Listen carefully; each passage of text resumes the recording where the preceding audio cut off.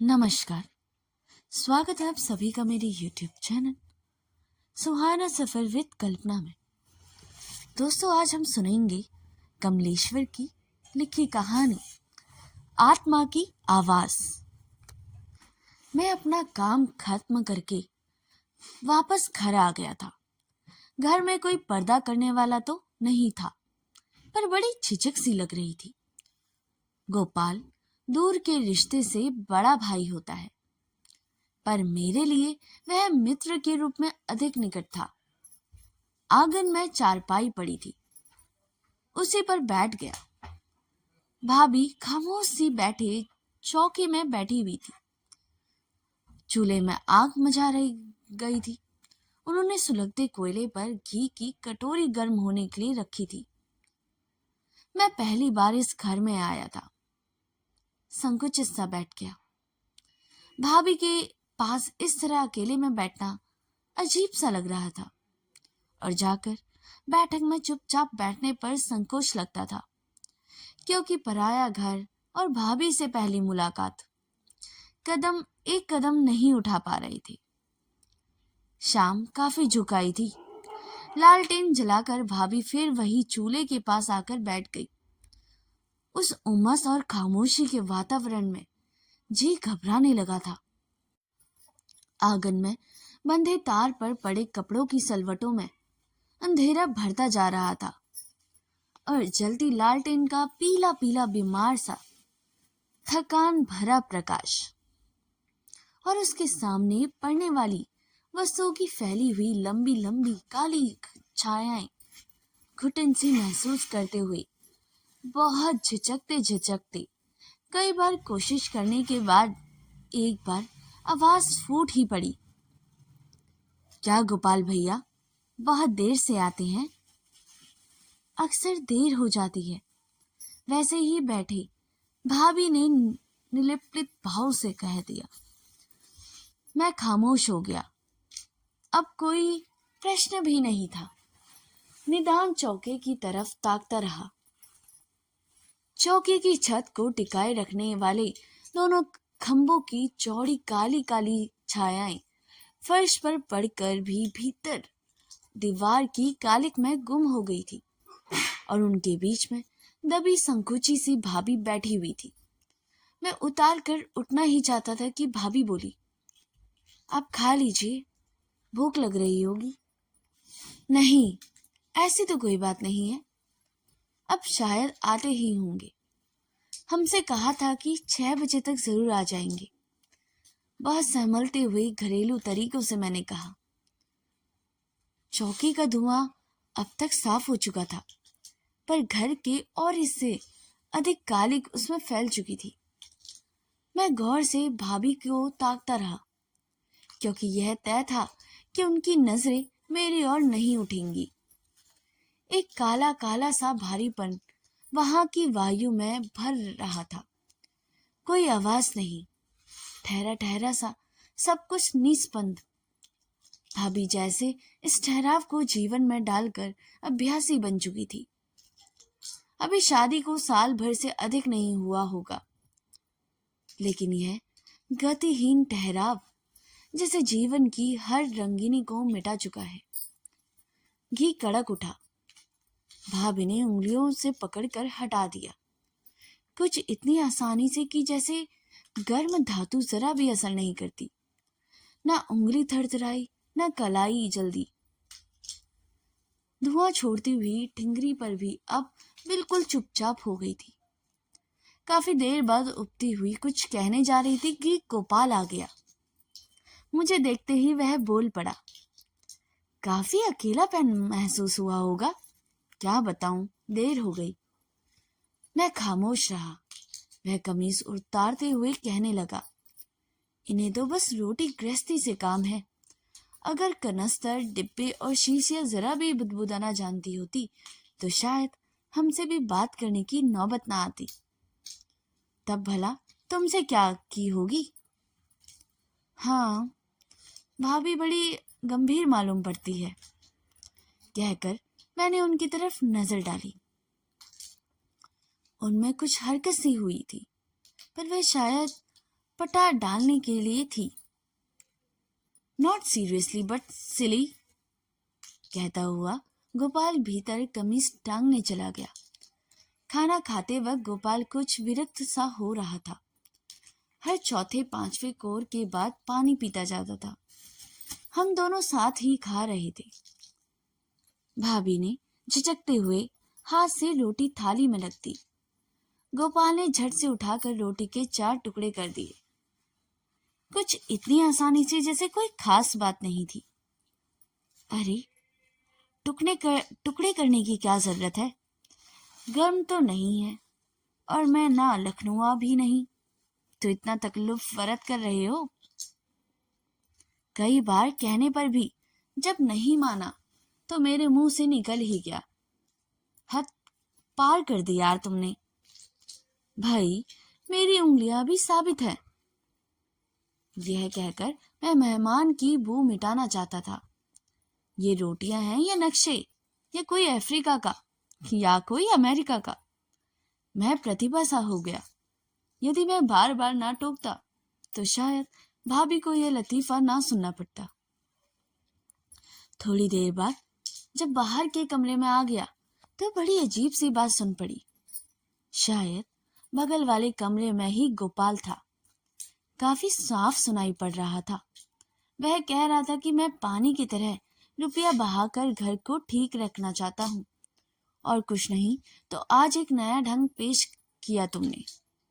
इसी तरह की शर्मिंदगी मुझे हमेशा उठानी पड़ती थी, और तुम अपने तौर तरीकों से बाज नहीं आती। तुम्हारी इतनी मजाल, रोटियां लग गई हैं। गोपाल तैश में कह रहा था। भाभी कुछ बोली थी। चटाक की आवाज और गोपाल का गूंजता हुआ सर। यही चाहती थी ना? मैं सोचता था कौन हाथ छोड़े। नहीं समझ में आता, और फिर यह बात मुंह पर जवाब बड़ी गंभीर बनी फिरती है। दूसरे दिन जब विदा होने लगा तो जी में आया कि गोपाल से उसके वहशीपन के बारे में कह दूं, पर हिम्मत नहीं हुई। बाहर निकलने लगा तो दूर से ही मैंने सोचा, भाभी जी नमस्ते।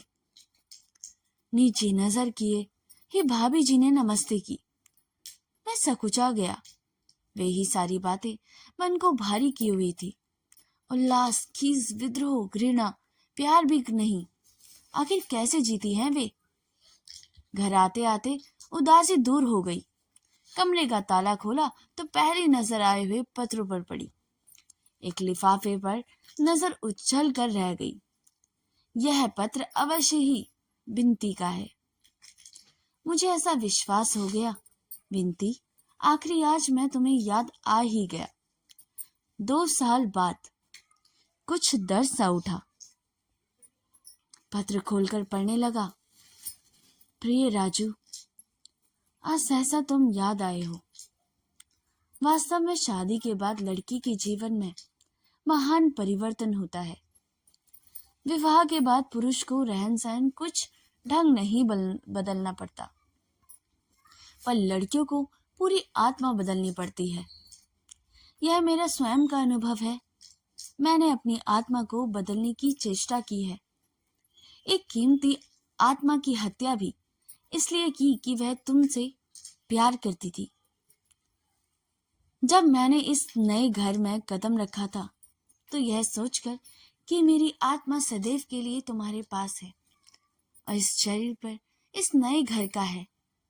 लेकिन बहुत ईमानदारी से कहूं, बुरा मत मानना, कुछ दिनों बाद मेरी पसलियों की काया में कुछ नरम स्पर्श सा महसूस होने लगा।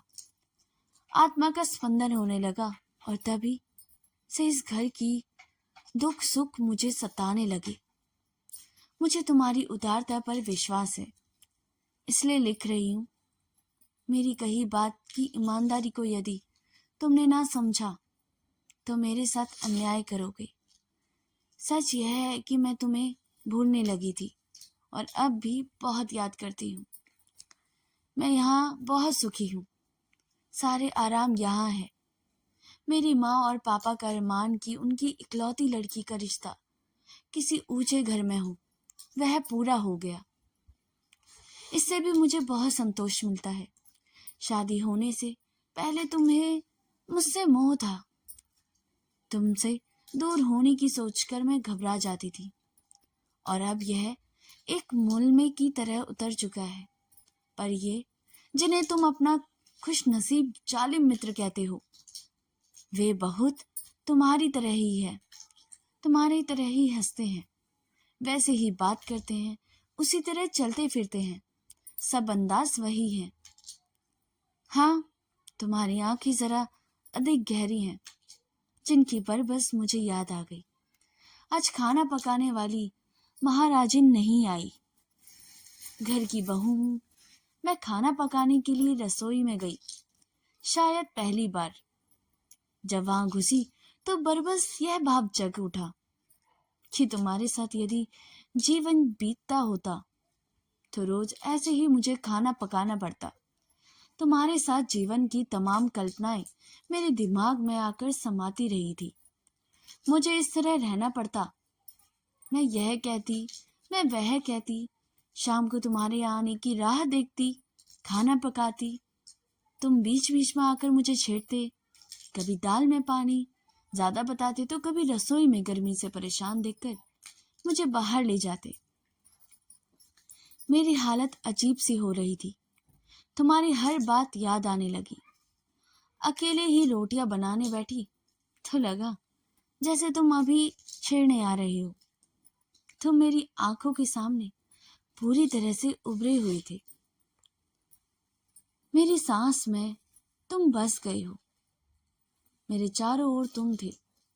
तुम्हारे पैरों की आहट हर तरफ से आ रही थी, और मेरी हर रोटी टेढ़ी हो जाती थी। हर गोल बनाती हुई रोटी अपने आप टेढ़ी होकर बस शक्ल हो जाती है। यह सब मुझे अपना अपना सा लगने लगा है, जैसे पुरानी आत्मा अपने पुराने रूप में मुझे वापस मिल गई हो। खाने खाते वक्त उन्होंने हंसते हुए कहा कि वाह, यह किस खास जगह की रोटियां का नमूना है। माता जी बोलती थी, अरे सीख जाएगी, इसमें हंसने की क्या बात है, अभी आदत नहीं है। पर राजू, मेरी आत्मा तुम्हारी आहट सुन रही थी। मैंने अपने आंसुओं को दोनों की नजर से चुरा कर सुखा लिया। शायद किसी ने नहीं देखा, अगर देखा भी होगा तो समझ नहीं पाया होगा। मैं अब पत्र आगे ना पढ़ सका। घुटन, बेबसी, धुआं, ठहराव, खामोशी, उसमें उबती हुई आत्मा। वे बेबस हो उठे, और हाथ और पानी भरी भरी आंखें जैसे चारों ओर थी, हर तरफ थी। तो दोस्तों, यह स्टोरी यहीं पर समाप्त होती है। यह कहानी गोकुल और उसकी पत्नी मोहिनी के घर से शुरू होती है। गोकुल सक्षम है, लेकिन मोहिनी हमेशा अम्मा जी के किराए के पैसों पर नजर रखती है, जिससे घर में तनाव रहता है। अम्मा जी अपनी बहन और अपने बेटे के साथ आने में खुश होती है।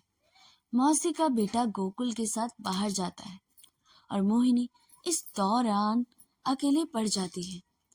अकेले में मोहिनी को अपने पुराने प्रेमी राजू की याद आती है, और उसे लगता है कि राजू हर जगह है और उसकी आहट हर तरफ महसूस करती है। यह यादें उसके मन को बेचैन कर देती है। मोहिनी को अपनी रोटी बनाना भी मुश्किल लगने लगता है, क्योंकि उसकी आत्मा राजू के साथ बिताए हुए पलों को दोहरा रही होती है। वह महसूस करती है कि उसका शरीर और मन दोनों कमजोर हो गए हैं, और वह इस घुटन से बाहर निकलना चाहती है। कहानी बताती है कि कैसे बाहरी दुनिया की जरूरतें, पैसे, रिश्ते और आंतरिक भावनाएं व्यक्ति को अंदर से तोड़ती हैं। मोहिनी की आत्मा जो राजू के साथ जुड़ी थी, उसे वर्तमान की वास्तविक और अपनी बेबसी का एहसास कराती है, जो एक आवाज बनकर उसके भीतर गूंजती रहती है। अगर आपको ये स्टोरी पसंद आए तो इसे लाइक, शेयर और सब्सक्राइब करना बिल्कुल भी ना भूलिएगा। मिलते हैं अगली कहानियों में, तब तक के लिए धन्यवाद।